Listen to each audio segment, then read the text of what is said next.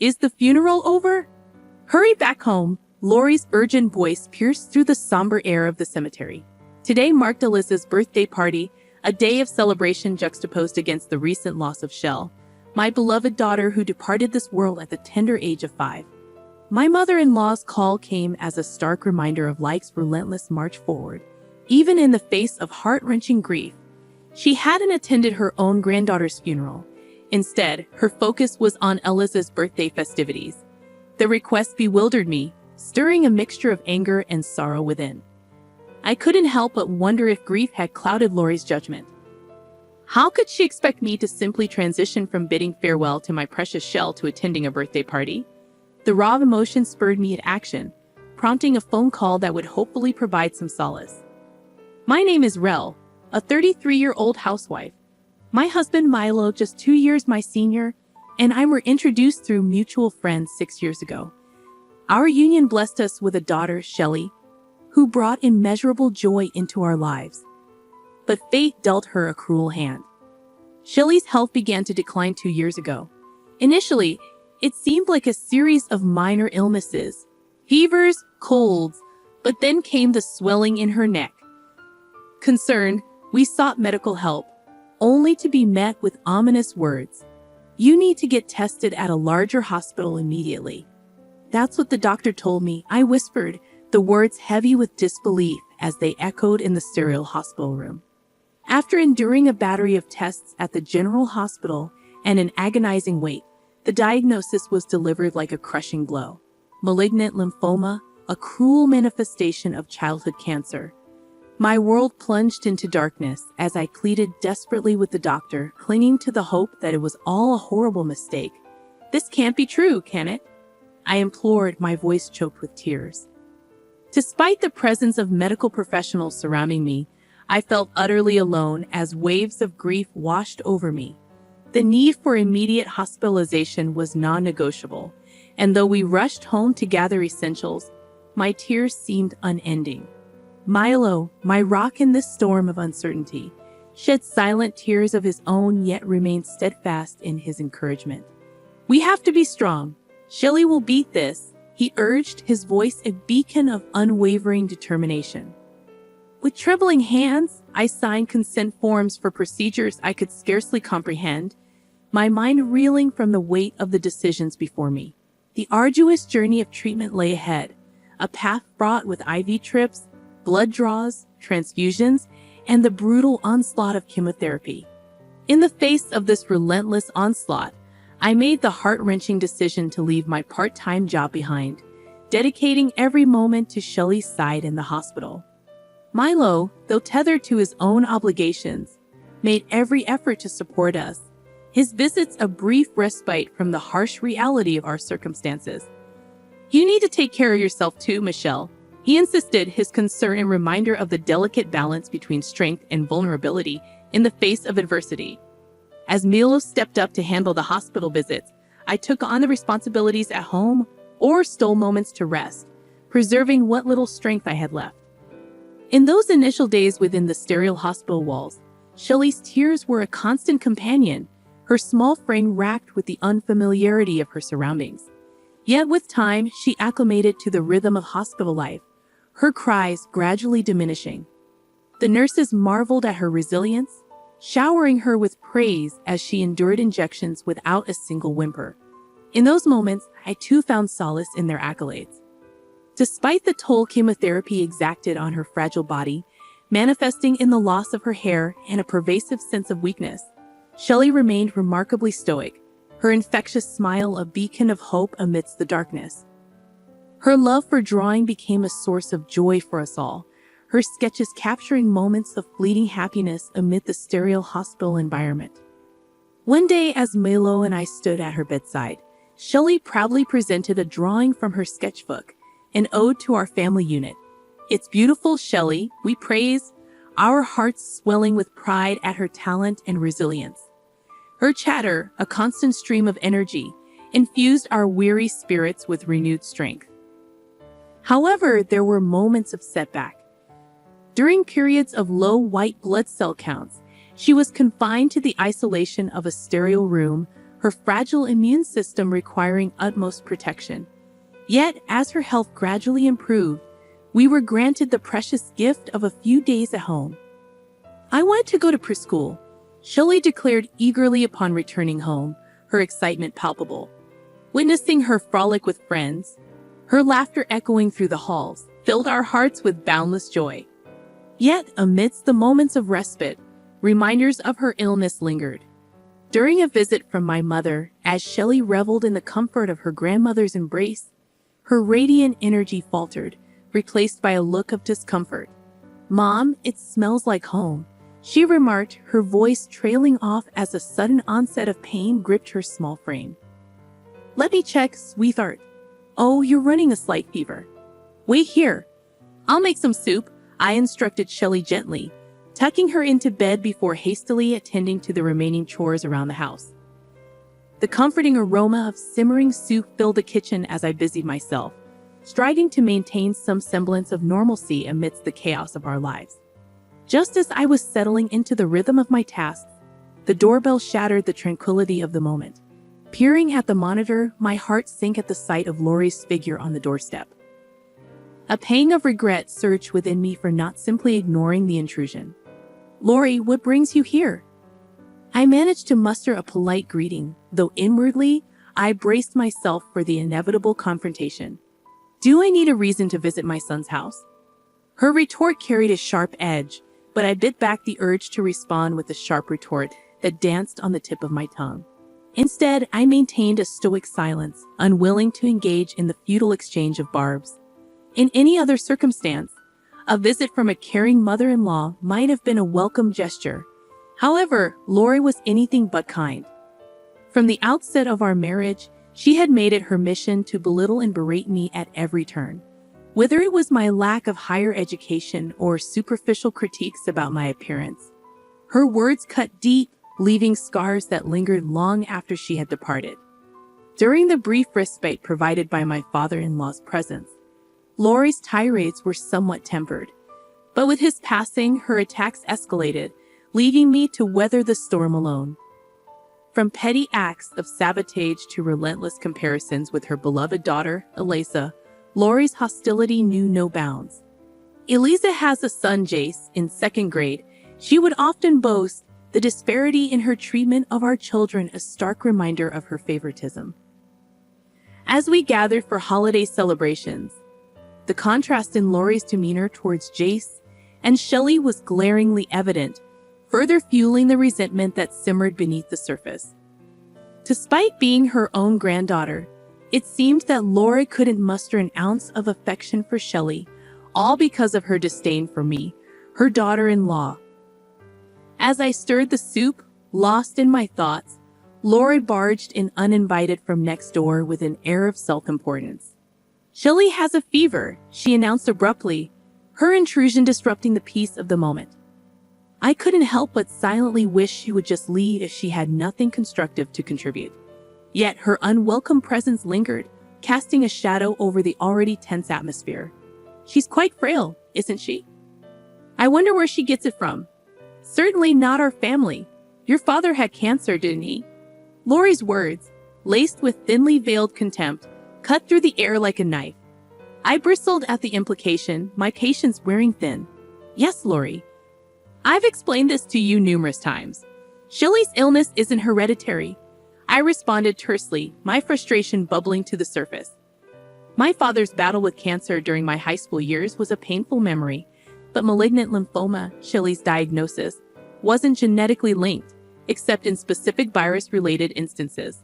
Exasperated, I couldn't help but wonder if Lori's repeated ignorance stemmed from senility or simply a stubborn refusal to acknowledge the truth. With a dismissive glance in Shelley's direction, she hurled her venomous remarks before finally taking her leave, leaving a bitter taste in her wake. As the door closed behind her, I turned my attention to Shelley, her innocent face marred by the lingering toxicity of Lori's presence. With a heavy heart, I muttered a few sarcastic comments of my own before retreating from the room. What was the purpose of her visit? I wondered bitterly. Just boredom, perhaps. For a year, Shelley's life was a delicate balance between the confines of the clean room and fleeting moments of respite at home. As the months passed and her blood counts gradually improved, we dared to hope that the worst was behind us. Finally, after a year and a half of relentless treatment, Shelley completed her regimen, and we rejoiced at the prospect of bringing her home for good. With her health on the upswing, Shelley eagerly returned to preschool, her infectious energy lighting up every room she entered. We celebrated this newfound freedom with a family trip to the aquarium, marveling at her boundless enthusiasm as she explored the wonders of the underwater world. Despite the challenges we had faced, I held on to the belief that Shelley would overcome it all. But as she turned 5, our worst nightmares materialized. A relapse. The ensuing months were a blur of agonizing treatments, spinal injections, radiation therapy, and relentless battles against pneumonia and high fevers. Desperate to spare her from further suffering, I underwent a bone marrow transplant, clinging to the hope that it would be enough to save her. But fate had other plans. Despite my best efforts, my body's betrayal dashed any hope of a reprieve for Shelley. With heavy hearts, we faced the grim reality of the doctor's prognosis. There was nothing more to be done. Further treatment would only prolong her suffering. It was a devastating verdict, a stark reminder of the limited time we had left. In the face of such adversity, we made a solemn decision to bring Shelley home, determined to fill her remaining days with love and laughter. Every moment became precious as we embarked on a journey to fulfill her every wish. From preschool sports days to playful outings, we savored each fleeting moment, cherishing the radiant joy that Shelley brought to everyone she encountered. And amidst it all, my mother's unwavering presence provided a source of comfort and solace, a reminder that we were not alone in our grief. I had made a vow to myself never to shed tears in front of Shelley, but sometimes the weight of our reality proved too heavy to bear, and despite my efforts, tears would slip past my resolve. "Mom, what's wrong? Are you feeling unwell?" Shelley's concern for me, even in the midst of her own suffering, never failed to touch my heart. I clung to the hope that this period of happiness would stretch into eternity, praying fervently for a miracle to intervene and spare us from the inevitable. Yet, despite our prayers, the answer remained elusive. Despite her outward appearance of health, the truth lay in the worsening results of her blood tests, a relentless reminder of the cruel reality we faced. As Shelley's condition continued to deteriorate, her once lively spirit confined to the prison of her own frailty, I found solace in the belief that her 6th birthday was within reach, a beacon of hope in the darkness that threatened to consume us. But fate had other plans. Like sand slipping through our fingers, Shelley's grasp on life grew increasingly tenuous, her strength waning with each passing day. As her breaths grew labored and her struggle became more pronounced, the doctor's somber words hung heavy in the air, a harbinger of the inevitable. "Prepare yourselves," they cautioned. Their words a cruel echo of the anguish that reverberated within my own heart. In that moment of devastating clarity, I found myself unable to hold back the flood of tears that threatened to consume me. In a haze of grief and disbelief, I turned to Shelley, my voice trembling as I struggled to find the words to convey the unbearable truth that lay before us. "I love you, and Shelley, I love you too." Shelley's words, though labored, carried a weight of love that transcended her weakened state. As the early hours of dawn approached, the urgency of the situation intensified, and the doctor's frantic efforts to revive her filled the room with a sense of desperation. Shelley, in her final moments, clung to consciousness, her voice a fragile whisper echoing the depths of her heart. With every ounce of strength she could muster, she uttered her last words, a testament to the unwavering bond that united our family in love. Milo and I, our hearts heavy with sorrow, cradled her fragile form in our arms, willing her to find peace in the embrace of sleep one final time. But despite her valiant struggle, Shelley slipped away from us, leaving behind an unfillable void in our lives. "Shelley, please, wake up," I pleaded, my voice choked with grief, as her hand grew cold in mine, a silent testament to the cruel reality of our loss.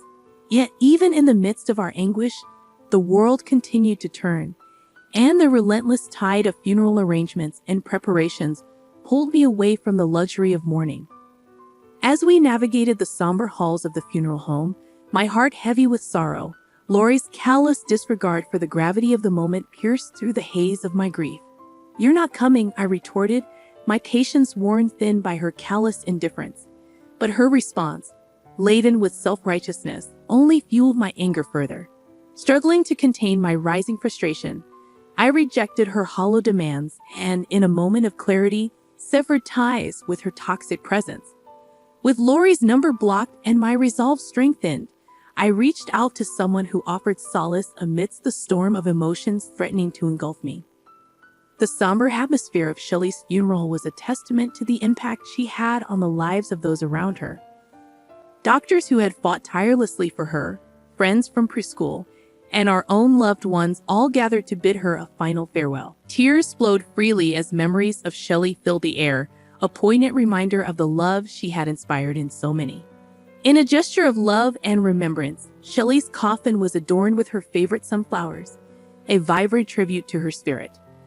Her friends, with hearts heavy with grief, placed heartfelt letters inside, a testament to the profound impact she had on their lives. Through it all, Milo stood as a pillar of strength, his quiet dignity a beacon of resilience for our grieving family. Hours later, as Milo and I stood before his parents' house, the weight of our loss hung heavy in the air. Lori's desperate plea for help fell on deaf ears as we entered, her presence a stark reminder of the rift that had torn our family apart.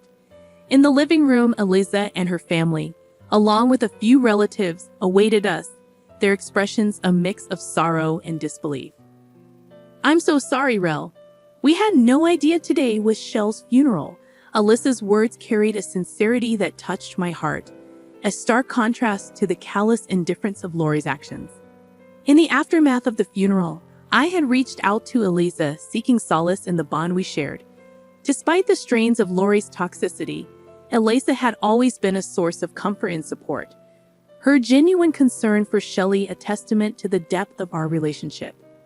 As sisters in all but blood, our connection remained unbreakable, even amidst the turmoil that surrounded us. Alyssa's return from abroad had coincided with her birthday, a serendipitous overlap that had tragically coincided with Shelley's funeral. In our haste and grief, we had entrusted Lori with the task of communicating with her side of the family, only to be met with betrayal and negligence. Alyssa's shock at Lori's absence from the funeral served as a sobering reminder of the fractures within our family that had been laid bare by Shelley's untimely passing. Upon our return home, Alyssa reached out to me, only to discover that Shelley's burial had already taken place. Nonetheless, they waited patiently for our arrival, their presence a source of comfort amidst the somber atmosphere that permeated our home. Shelley's absence weighed heavily upon us all, her memory a haunting presence in every corner of the room. As we mourned our loss, Lori's callous words cut through the silence like a knife. "You can always have another child," she uttered callously, her lack of empathy sending shockwaves through the room. In a moment of righteous fury, Eliza seized the cake meant for her birthday celebration and hurled it at Lori, her action a visceral expression of her disgust at Lori's heartless demeanor. With steely determination, Eliza led Lori to the shower room, her intentions clear as she doused her with water, washing away the toxicity that tainted her spirit. Amidst the chaos, I weakly explained Lori's motives, her insistence on rushing me back for Eliza's birthday party preparations, a stark reminder of her misplaced priorities. The relatives, appalled by Lori's behavior, voiced their disdain for her callousness. Returning from the shower room, Lori stood before us, her drenched appearance a physical manifestation of the contempt that surrounded her. "But it's Eliza's birthday party," Lori attempted to justify herself, her feeble excuse met with incredulity and anger. "Your birthday party?" Alyssa's voice dripped with scorn. "How dare you call Rel back for such trivial matters? If Shelley meant so little to you, how could you disregard Milo's grief over her loss? Why didn't you attend your own granddaughter's funeral?" unable to conjure a valid response. Lori's excuses fell silent, her guilt laid bare for all to see. In a moment of raw honesty, Chase, Alyssa's son, broke the tense silence that enveloped us all. "Grandma, you don't really love your grandchildren, do you?" His soft words reverberated through the room, cutting through the facade of familial unity with a piercing clarity. Lori's feeble attempt to reassure him fell flat, her words betraying the stark truth that lay beneath her carefully crafted facade. "That's not true. I love you, Jate. You're healthy and Alyssa's child," she stammered, her desperation palpable in the face of Jace's innocent inquiry. But her feeble excuse only served to stoke the flames of anger that had long simmered within Milo. "So Shelley, my child, wasn't loved because she was ill, and your daughter-in-law's daughter." His voice trembled with emotion, the weight of his grief finally finding release in a torrent of righteous indignation. The condemnation of Lori's actions came not only from Milo, but from her own family as well. "She's always been crazy," her brother remarked bitterly, recounting past grievances that painted a damning portrait of Lori's character. As the truth of Lori's betrayal came to light, the rift between us widened, the bonds of family strained beyond repair. With heavy hearts, we bid farewell to those who had once been a part of our lives, their departure leaving a void that echoed with the pain of betrayal. "We're leaving," Milo announced, his voice heavy with resignation. "Let's talk again some other time." We exchanged hugs with those who remained, their presence a bittersweet reminder of the ties that had been severed by Lori's actions. But even as we prepared to depart, Lori's voice rang out once more, her words laden with accusation and regret. "Wait, Milo," she pleaded, her desperation evident in the trembling of her voice. "Is that why you didn't care for Shelley, my child?" "It's not like that, Milo, you know." Lori's voice quivered with sadness, her words a feeble attempt to justify her actions. "You didn't study properly, like Eliza. You didn't listen, so you only care about those who do as you want, huh?" Milo's expression remained somber, his disappointment evident in his eyes. As I handed Lori something beside him, a pang of sorrow gripped my heart. It was a drawing of Lori, meticulously crafted by Shelley's tiny hands. In the picture, Lori was depicted with a radiant smile adorning her face. "Despite everything, even though you didn't dote on Shell, she admired you," I spoke softly, the weight of my words heavy with emotion. "I hated you and never saw a smile from you, but maybe Shelley saw you smiling like this." Shell was a pure and kind child. Even during her treatment, she was more concerned about me. Perhaps in her eyes, she saw a kind Lori. Lori's tears flowed freely for the first time, her fingers trembling as she clutched the drawing close to her chest. But amidst the flood of emotions, it was painfully clear that the damage had already been done. "We're also leaving. I won't ever see Mom again." Alyssa's words hung heavy in the air, her resolve unyielding as she turned her back on the woman who had betrayed us all. "Wait, don't leave too." Lori's desperate plea fell on deaf ears as we, united in our grief, departed from the in-laws' house, leaving behind the shattered remnants of what was once a family. In the days that followed, my uncle-in-law's family visited us, their presence a balm to our wounded spirits. Amidst prayers offered over Shelley's photo, they extended their heartfelt apologies for Lori's behavior. Yet, even as Lori appeared remorseful, clutching onto Shelley's drawing with trembling hands, the damage she had wrought could not be undone. Lori had always been troublesome. It's unlikely she'll change now. My aunt-in-law's words held a note of resignation, a testament to the deep-seated flaws that had long plagued Lori's character. In the wake of this tragic incident, other relatives followed suit, cutting ties with Lori in a collective act of solidarity. Though her loneliness may be self-inflicted, there was little room for sympathy. Her long history of erratic behavior had left scars too deep to heal, and as she faced the consequences of her actions, she would be forced to confront the weight of her regrets alone. In the aftermath of the funeral, as the whirlwind of busy days and necessary procedures subsided, the full weight of Shelley's loss crashed down upon me like a tidal wave.